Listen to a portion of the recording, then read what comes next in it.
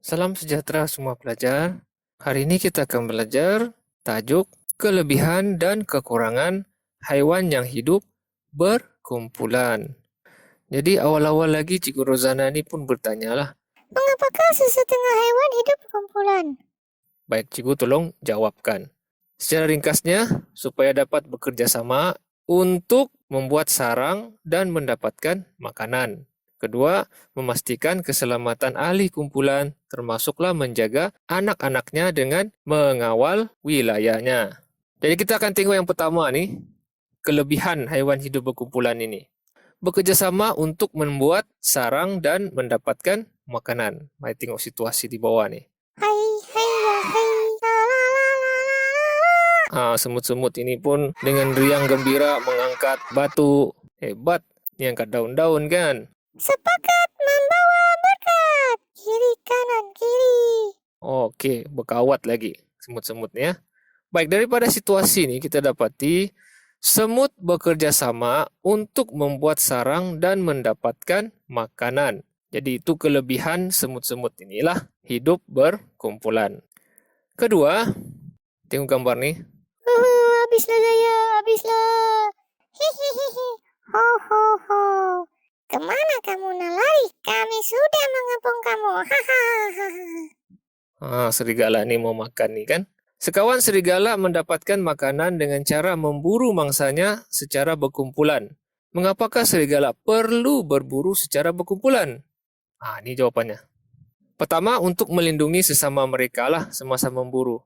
Jadi haiwan ni kalau dia mau serang dengan tanduknya pun, dia akan kelirulah mana yang dia akan serang. Jadi dapat melindungi sesama serigala ni lah. Kedua, menambahkan peluang memburu mangsa yang lebih besar ataupun berbahaya. Jadi kalau seekor saja mungkin peluangnya tipis untuk memburu haiwan inilah. Tapi kalau banyak, peluang mereka lebih tinggi untuk menumbangkan haiwan ini untuk dijadikan makanan. Oke, seterusnya tentang ikan piranha. Ini info saja. Sekumpulan ikan piranha boleh menyerang dan melapa mangsanya hingga tinggal tulang dalam masa kurang daripada 1 menit. Tengok gigi pun boleh tahu. Oke, satu lagi maklumat tambahan. Ikan piranha ini hidup secara berkumpulan lebih kepada tujuan pelindungan. Oke, seterusnya. Aku pun habislah ni. Tamatlah riwayat si kuda belang kerana akan dimakan oleh 3 ekor dubuk ini. Kecil-kecil cili padi kita ni. Nyam nyam nyam nyam. Gembira dubuk-dubuk ni makan kan. Memburu dalam kumpulan membolehkan dubuk mengalahkan mangsanya yang lebih besar. Macam kuda belang ni kan, senang ditumbangkan.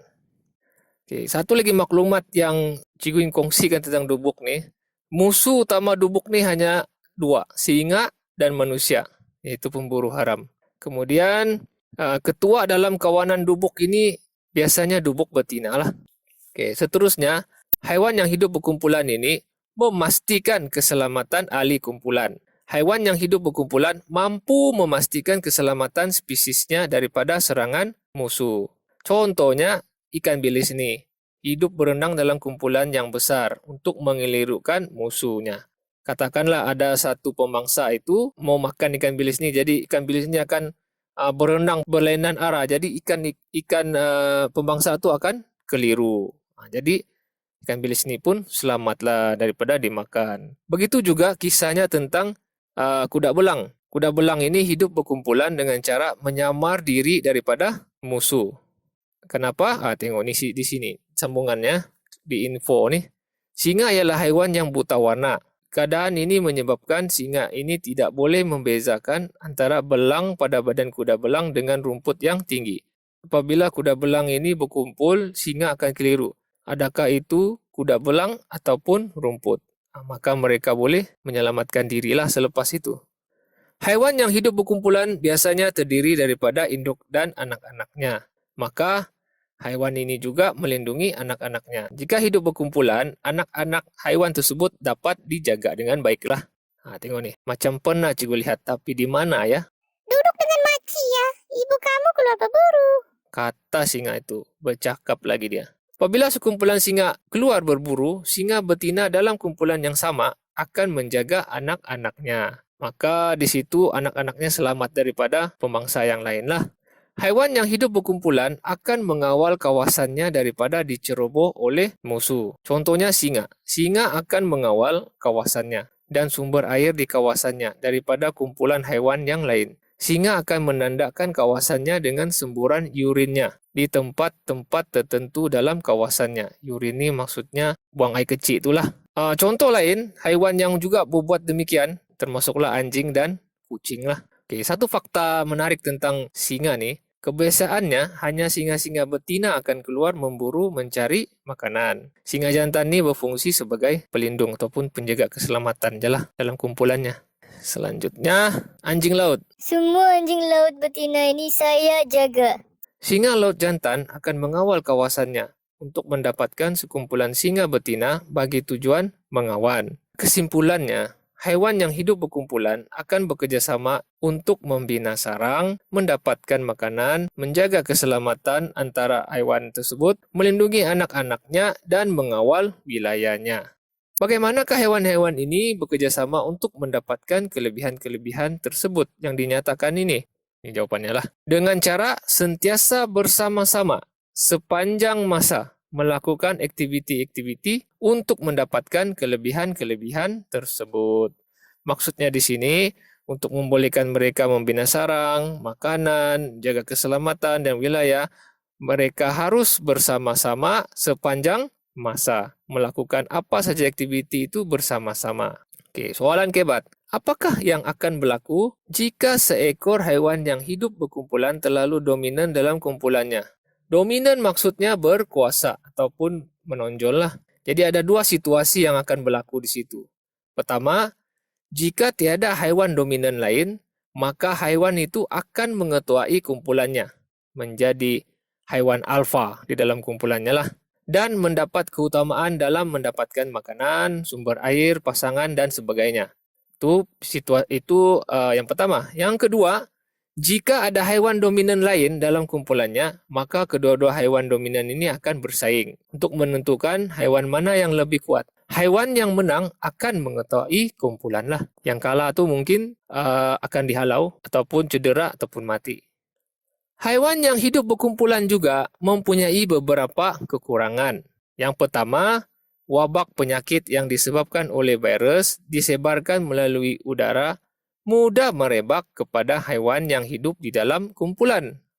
Oke, Dina ni dia bertanya, Apakah kesan kepada spesies haiwan yang hidup berkumpulan jika keadaan ini tidak terkawal? baik kita tengok dulu sebelum cikgu jawab ni. Katakan ayam-ayam ni terkena wabak penyakit lah disebabkan oleh virus yang disebarkan melalui udara. Wabak sesama burung kan ni? Dia tengok kawan dia, ini pakai emas lagi ayam dia ni. Okay, berfikir ayam-ayam ni, apalah yang akan berlaku kepada mereka ni. Kemungkinan besar, semua haiwan dalam kumpulan akan dijangkiti wabak penyakit. Katakan ni seekor kan kena. Yang lain-lain dalam satu kumpulan ni semua akan kena lah. Kemudian, bilangan haiwan dalam kumpulan tersebut akan berkurangan kan. Mati, Kemudian ni akan ikut. mati, Kemudian ni akan ikut. mati, Ini mati, last inilah mati, pakai emas. Secara mendadak dan akhirnya akan mati. semuanya. Satu lagi kelemahan, haiwan yang hidup berkumpulan ini, haiwan yang lemah dalam kumpulan yang besar akan mengalami kesukaran untuk melarikan diri daripada pemangsa. Tengok ni. Lari kita, lari, ayo lari. Ni kawannya. Tunggu saya. Cikgu tidak pasti dia suruh kawannya tunggu dia kah ataupun dia suruh singa ni yang tunggunya untuk dimakan. Singa ni pun garang betul kan? Jadi Dina ni pun tanya lagi balik. Bagaimanakah keadaan ini boleh memberi kesan kepada spesies haiwan yang hidup berkumpulan? Cikgu jawablah. Haiwan-haiwan yang sukar melarikan diri selalunya anak-anak haiwan tersebut. Haiwan yang telah cedera ataupun sakit dan haiwan yang telah tua. Apa yang berlaku jika haiwan itu kerap dimakan oleh pemangsa sebab tidak dapat lari kan? Lambat laun bilangan haiwan itu akan berkurang. Sekaligus menjejaskan keupayaan untuk menjaga keselamatan kumpulan daripada musuh. Kesimpulannya, haiwan yang hidup berkumpulan ini mudah dijangkiti wabak penyakit dan haiwan yang lemah juga dalam kumpulan sukar untuk menyelamatkan diri daripada musuh. Selain itu, Haiwan yang hidup berkumpulan ini juga akan bersaing dalam keadaan yang lebih sengit untuk mendapatkan makanan, sumber air, dan pasangan. Sebab dalam satu kawasan itu kan ada banyak haiwan-haiwan yang sama kan. Maka mereka akan berebut makanan, ataupun sumber air, ataupun pasangan. Apatah lagi kalau sumber itu tidak cukup, ataupun terhad.